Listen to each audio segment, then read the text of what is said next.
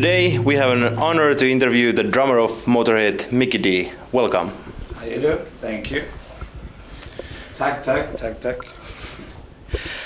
You have a great history in playing in Finland just before Christmas. Is this because that you know that Santa Claus comes from Finland and not from Sweden, for example? We're trying to scare him off, you know. I mean, no, to tell you the truth, I think it's a pretty bad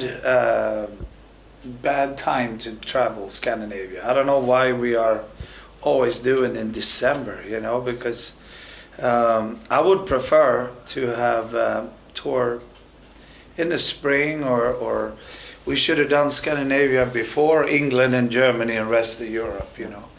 But at least we're here, you know what I mean? So it's okay. Do you have any specific memories in playing in Finland? Yeah, we have a lot of memories in Finland. You know, it's great. It's like coming home to me, for me as well. You know, all of Scandinavia is of course special to me. You know, but there's so many memories. You know, I just can't pick one single one. But it's all good memories though. We have great fans here, and you know, it's great people, and it's always fun to play here. This has probably been asked a few times, what is the story behind the name of the band? I mean, it has a Scandinavian letter O with 2 dots in it. I really don't know more than it looked better when Lemmy and the guys at that time came up with a name. It looked better. People ask about it. You know, it has a good purpose. You know, it's more than that. I really don't know. I think everybody knows your band for at least one song. Do you ever get tired of playing the Ace of Spades? No, I can't say I get tired of playing that song, because you know, there's a lot of bands out there. I see it this way. It's a lot of other bands out there that made, you know, they made one really huge hit like that, you know.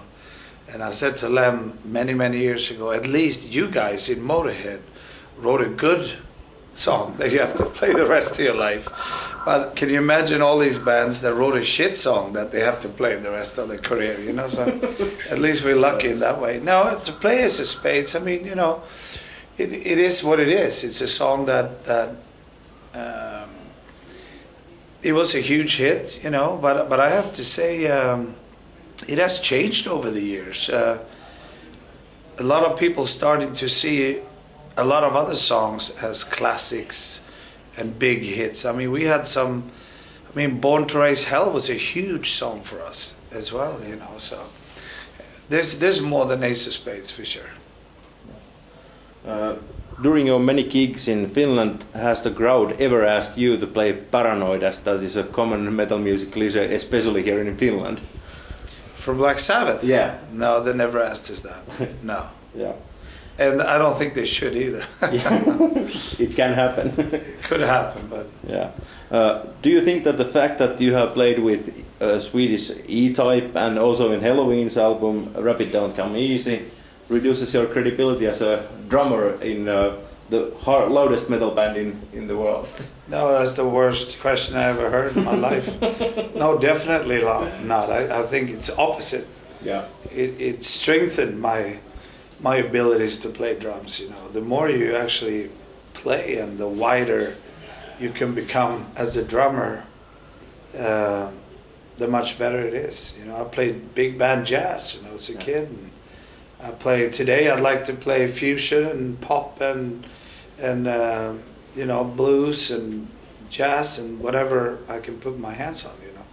So no, definitely not. And whoever thinks that way, they might as well just stop listening to rock at all, you know. Then they have no idea what music is, you know. So. You are originally from Gothenburg, or should I say Göteborg? Göteborg. So, and there lives a huge Finnish population also. Did you have any Finnish friends when you were kids? Yes, lots of them, you know. Lots of Finns, and still have, you know, and still meeting a lot of Finns over in Gothenburg, Sweden. I think Stockholm's a little more than Gothenburg, but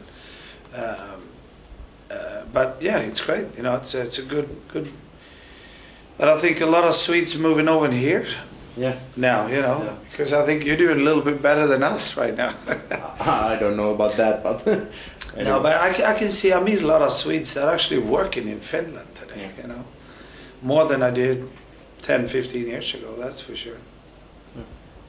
Okay, in your opinion, what is the best song of Motörhead, and what would be the crappiest one? Yeah, well, the crappiest one, that's easy. We wrote a song that I don't even remember yet today. That's how bad it is. Me and Lemmy think it's the worst song we ever written, and it's Nightside, I think it's called, from Snakebite Love album. What a shit song. It's fucking absolutely appalling. I don't know how we could even think of putting that song on the album. And the best song, I really don't know. There's so many. It varies, you know. This week I might think some songs are more into my favorites. Next week it's some other. So it's hard to say. Do you prefer in playing in studio or live? Live, I'd say, yeah. What makes a good live audience? It's an audience that you can communicate to with your instrument, if you will, you know. Someone that responds to how you feel and how you are doing, really, you know, because a really good audience, they can tell, you know, that this is really good, or these guys are a bit tired, you know, they can tell, you know. But I have to give credit to all the audience around the world that it's out of, I can't even say 99 out of 100, I have to say 999 out of 1,000 is basically absolutely fantastic. And then you have that 1 out of 1,000 that could be a little odd or strange for some reason, and you don't know why. It might be yourself that, you know, or they just fucked up. They just don't like you. Yeah. It's very simple. So I think the metal bands are still the best in that way, that the audience is really very dedicated. Yeah, very dedicated. Very dedicated. They know what they're getting. They know what to expect. They know a band like us. Sometimes it's a little bit boring to read reviews.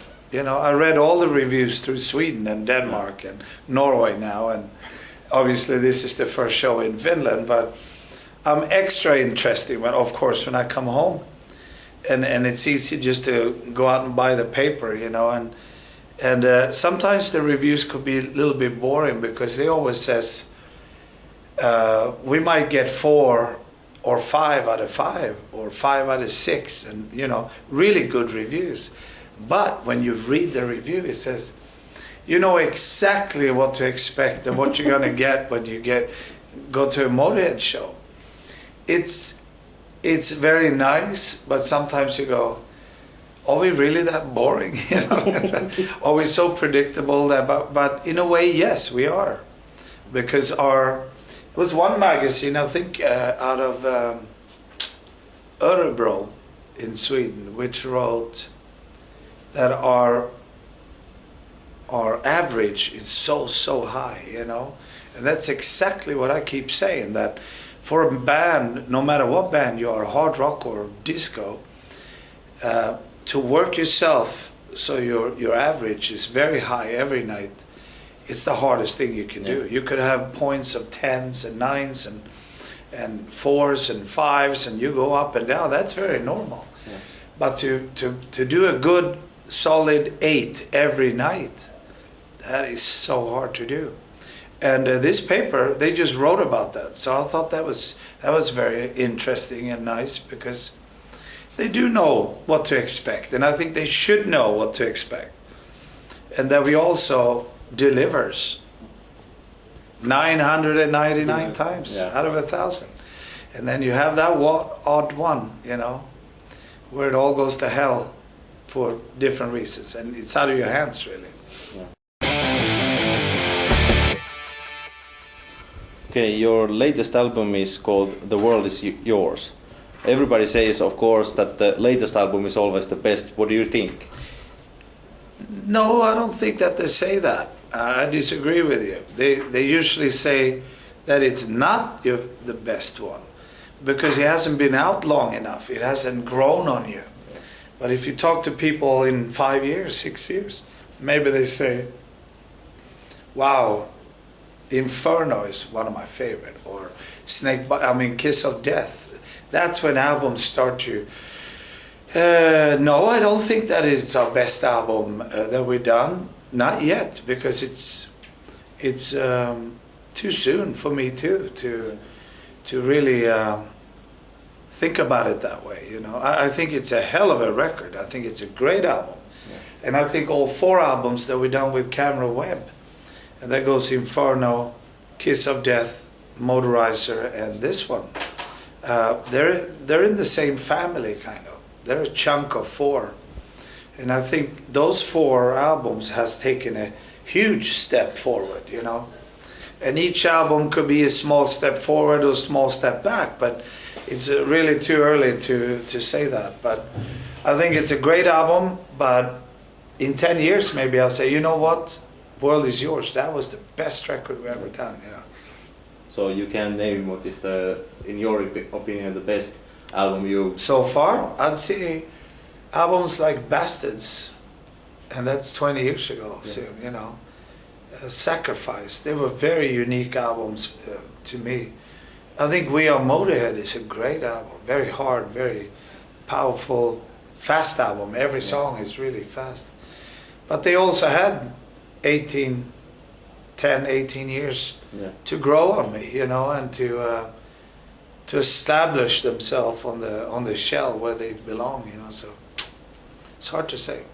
Okay, since 1996 you have made a new album every 2 years, so is there going to be something new published the next year, 2012? Yeah, it's planned that way, but then also, if we come up with a new album, that means that me and Phil and Lem start working on a new album in January, which is next month, and this year we go back to next year we go back to US, and we'll be touring by the end of January, all of February, and into March.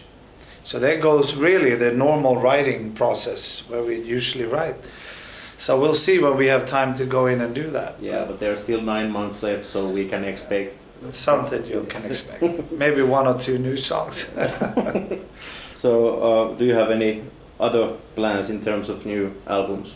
Yeah. Well, there's going to be a volume 2 released from this DVD action that we have out, and the volume 2 is coming out next spring, I believe.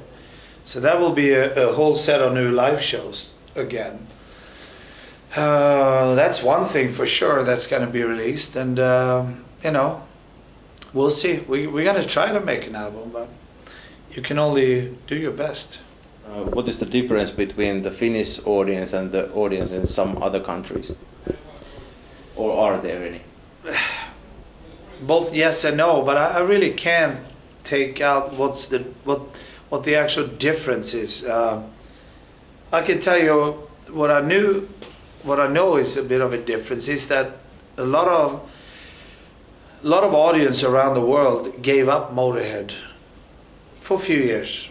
We just didn't tour certain countries. We could not come back.